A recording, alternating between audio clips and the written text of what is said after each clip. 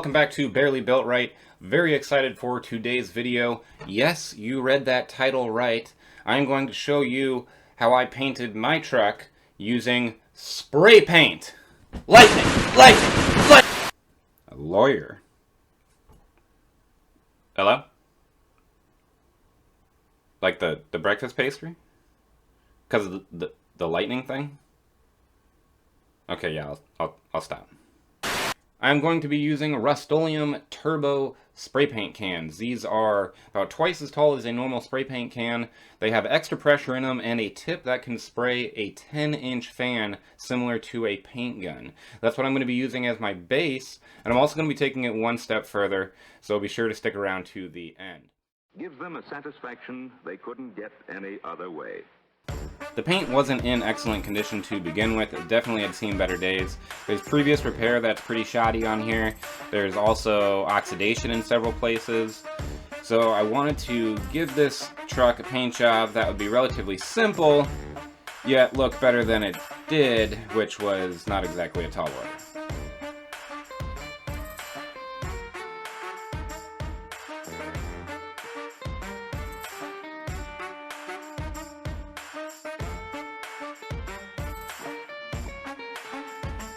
After removing all the accessories, next up was to start sanding.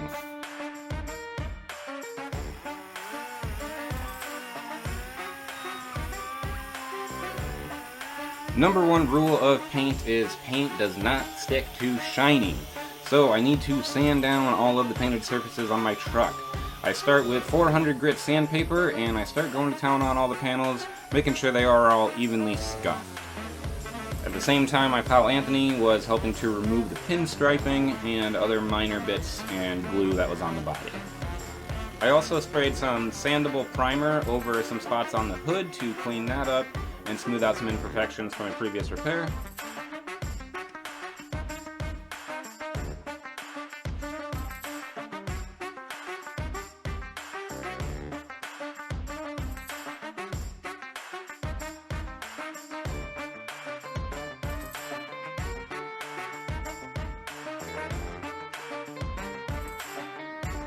Hit it with a little degreaser, and we're ready to move this puppy into the paint booth.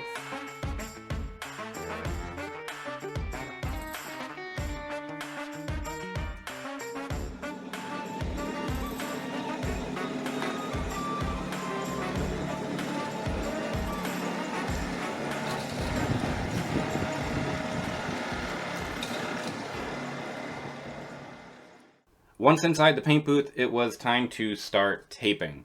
Now, taping is one of the most important parts of a paint job. Clean prep leads to clean paint.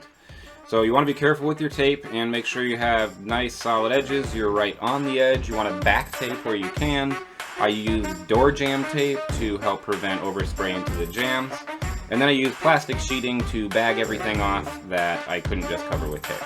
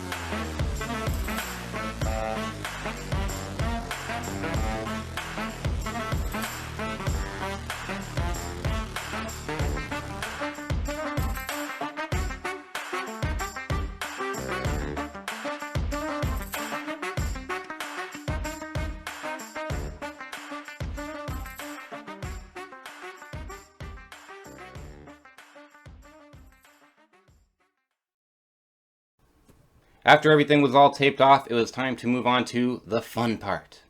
Paint.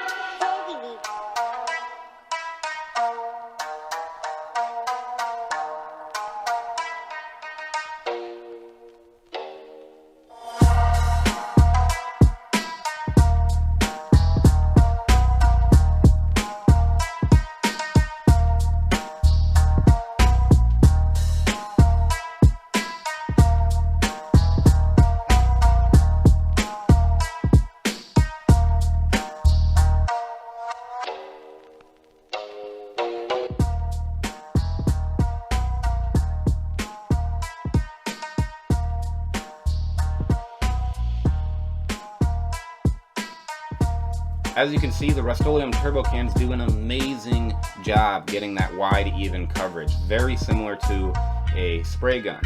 A couple of minor difficulties I ran into when I was shooting the hood. I could not lay the can flat to get a straight down pattern, which led me to have a heavy edge on the side closer to me. I kind of fixed that by moving to the front of the hood and making passes in the opposite direction and trying to maintain as flat of an angle as I could. The white alone looked really cool, and it came out with a spectacular finish as far as spray paint goes. I wanted to take it one step further. I wanted to do an Arctic camo pattern on the truck using free-handed blocks of black, gray, and lime green. So I began taping all of the blocks for my first coat, which was going to be gray. After taping all of the blocks off, I bagged the truck again and then cut the blocks out of that bag with a razor blade, and then came back and taped those holes up so that I had just the blocks left exposed and ready for paint.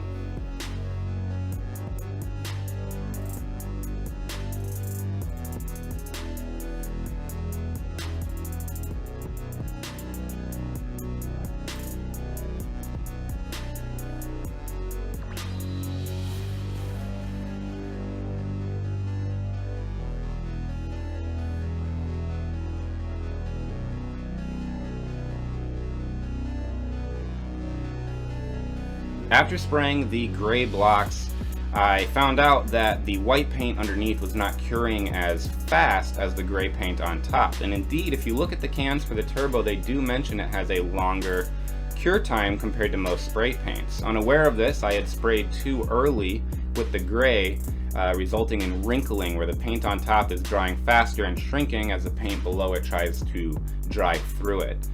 This also led to me getting tape lines from my tape that I had laid down for the blocks. At this point, I decided to peel everything off and drive it home for the night to let that white finish curing up so that I could continue on with the other colored blocks.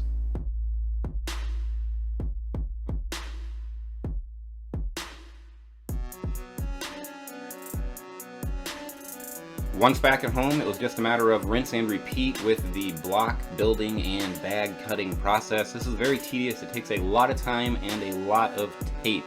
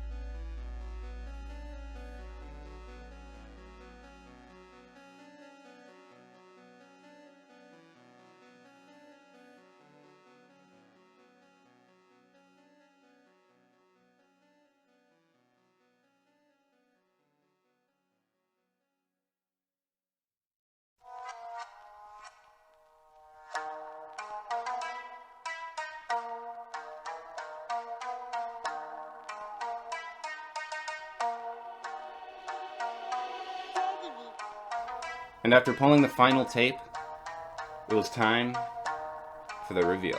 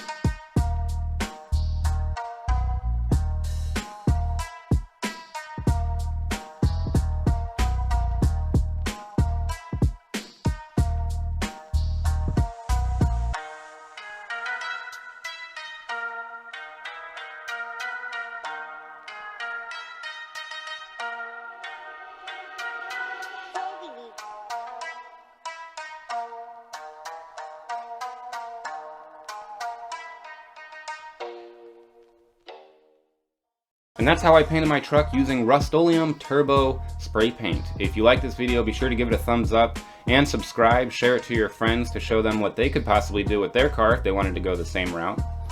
Now, you may have noticed I do have some small blemishes on the truck, and it's not entirely finished. I've got a couple spots of overspray. I do still have some tape lines from where I couldn't cover them up with other colors. And I've also got some pieces missing. I'm going to do a video in the future of going over this, possibly wet sanding it and buffing it, or maybe clearing over it to see what I can do about remedying that overall orange peel and get it to an even better look than it already is now. Thanks for watching. We'll see you guys in the next video.